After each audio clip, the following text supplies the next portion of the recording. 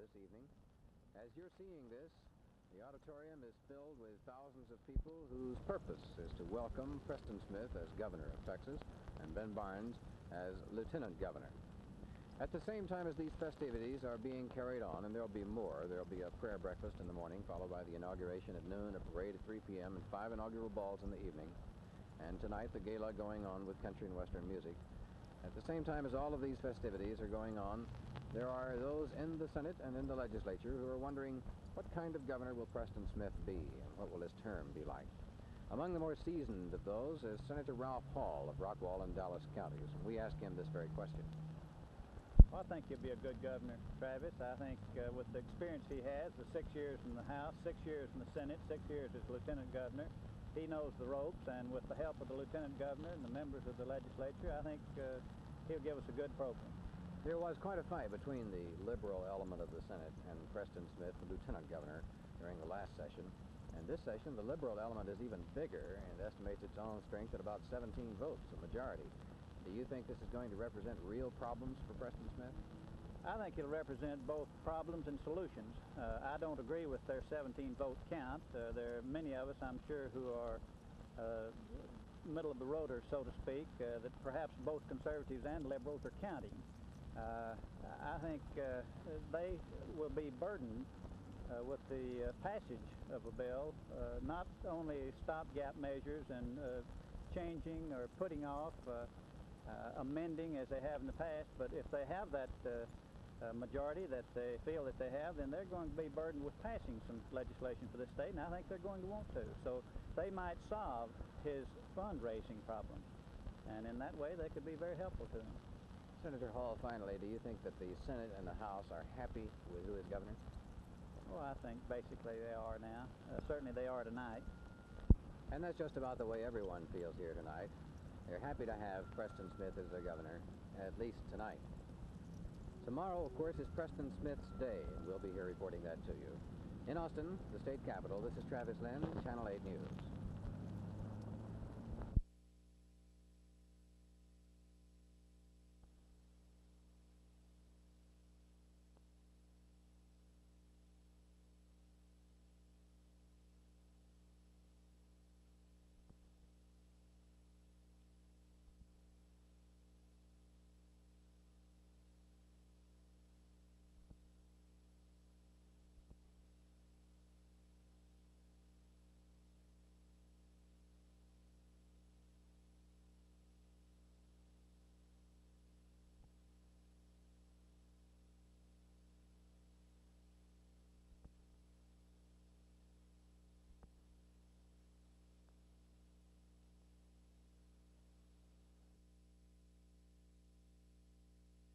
Dallas City Councilmen are considering a proposed parking ban on several out-of-the-downtown area thoroughfares proposed this morning by traffic engineer John DeShazo.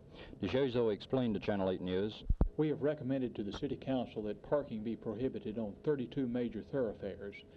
Involved is over 107 miles of major facilities.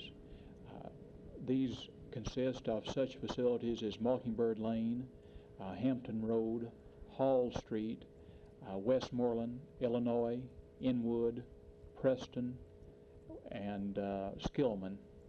John, do you anticipate any problems with homeowners and business owners along the routes? Very little. There are businesses on some of the facilities that I mentioned, and these businesses would have to find off-street parking to accommodate the parker. What's the reason for this ban? Primarily, we feel that a thoroughfare is constructed for the movement of vehicles and not for storage of vehicles. Some councilmen disagree that the matter may or may not be controversial. They expect problems from people who live and have businesses along the streets where the parking bans are proposed. Certainly less controversial is a resolution adopted this morning that will seek federal help in what's called the largest city program ever attempted to forecast and pinpoint social problems and blight. The project, at a total cost of $1,692,000, will see 2/3 of the money coming from the U.S. government. It is also termed the largest use of computers ever attempted in such a project. Computer control, the study will forecast where decay might strike in neighborhoods and point out how best to use city resources in controlling the blight. Most of the city's 1/3 of the funds will come from the use of computers and from staff salaries. It is expected to go into full swing about mid-year. Phil Reynolds at City Hall for Channel 8 News. Violence continues to be the trademark of a strike here at the Lone Star Steel Company plant near Dangerfield, Texas. The strike is now approaching 100 days in length. There have been numerous acts of violence, including 2 guards being wounded by gunfire and 1 man being murdered. We asked Captain Bob Crowder, Texas Ranger Chief, about the progress in this murder investigation. What are you doing in general to try to curb the violence that's occurring here? What can you do? Well, that's pretty hard to do. However, we have at night from, say, 4 in the afternoon until 8 in the morning, we have around the clock, there's from that time, from 4 until 8 in the morning, we have 8 highway patrol units patrolling all the roads in the general vicinity of this plant. They go out some 20 to 30 miles and travel on all the roads and stop everybody after midnight. To check them out? To check them out to see if they have any firearms or the makings of a bomb or a Molotov cocktail or what have you. Have you found any that may have averted some potential violence? Yes, we've found some evidence of Molotov cocktails, and we have checked quite a few firearms in the various automobiles that have been stopped. Are these people arrested then, or is it just a matter of taking it away from them for the time being? Not necessarily. We don't necessarily take them away from them. You know, it isn't against the law to carry a rifle or shotgun in your car. It is a pistol. Now, if we catch them with a pistol, that's a different thing. Keeping the Texas Rangers and Highway Patrol troopers here, numbering about 40, trying to keep tabs on the violence around this Lone Star Steel plant is costing Texas taxpayers something in the neighborhood of about $5,000 per month. This is in addition to local law enforcement costs. And still, the violence continues, as does the strike, and apparently no real hope of settlement of either. This is Roger McDonald, along with Carl Mayo, reporting for Channel 8 News from Lone Star, Texas.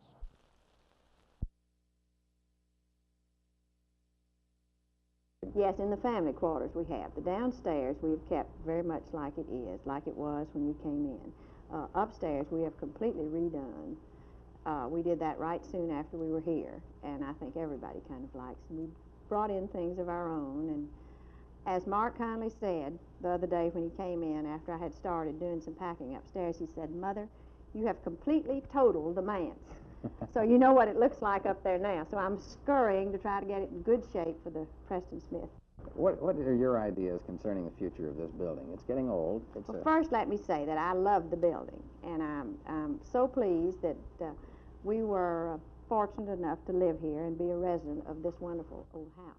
I don't want you to think that because I think times have outgrown the mansion as a residence, and that I think soon or in the near future there should be and will be a new executive residence.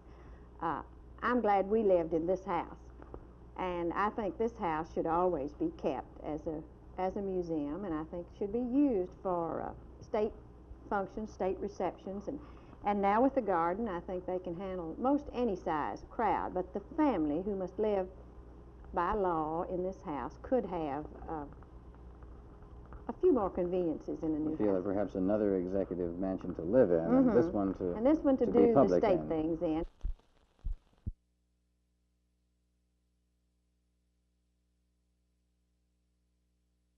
The governor's office is not nearly so powerful insofar as legislation is concerned as is the lieutenant governor's office. Now, many people don't know this, but the lieutenant governor's office in Texas is by far the most powerful legislative office.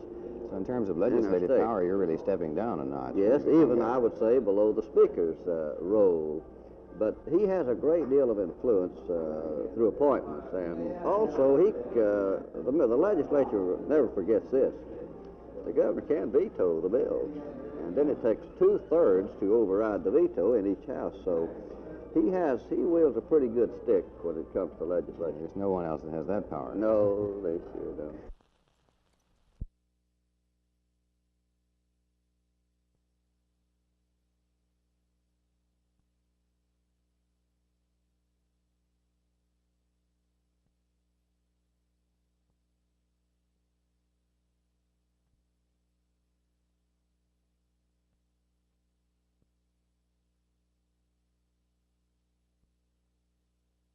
the overall program is going to run in the neighborhood of $99,900,000. Now this breaks down into about $81 million for county roads and right-of-ways and about $19 million for state highways. We feel that in handling in this manner, we're going to have something in the project for all of Dallas County citizens, and we feel too that we've had the greatest cooperation from every municipality, every citizen in Dallas County in putting this list of priorities together that any road program anywhere ever had. That's a lot of money, but it will be spread over a 5-year period of time. How much is this going to cost the taxpayer?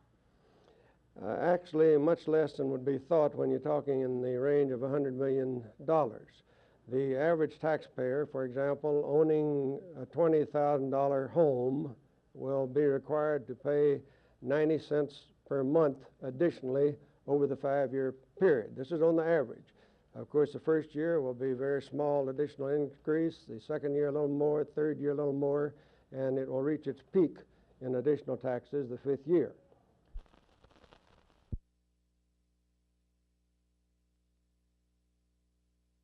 We live almost totally upstairs, and the public is in downstairs in the mornings from 10 to 12, 5 days a week. So it's sort of like living in it's a living monument is what it is, and we just sort of reside upstairs in part of it. Well, how do you feel living in a monument? Well, I get dressed before I come downstairs. I'm looking forward to going out in the morning and picking up the morning paper, maybe even in my robe for a change. We dress before we come down, and it's different. It's different. You become kind of public personages no matter what time of day or how tired you are, I suppose. Yes, if you come down. I still, as long as we've been here, if I walk out of the family quarters upstairs into a tour, I'm just as startled, and instead of saying, "Hello, how are you?" I still say, "Oh, excuse me," and jump back in.